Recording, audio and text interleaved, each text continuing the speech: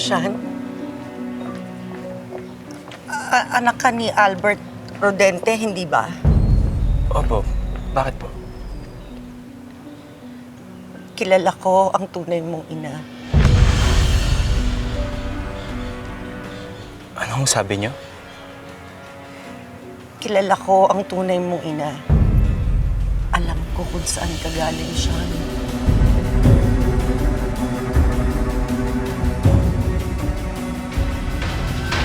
Huwag mo kinahawakan, bro. Josh, Jeff, okay ka lang, ha? Hoy! may possibility na hindi siya makapaglaro ng basketball dahil sa'yo. Alam mo, Zeph, ito ang bagay sa'yo.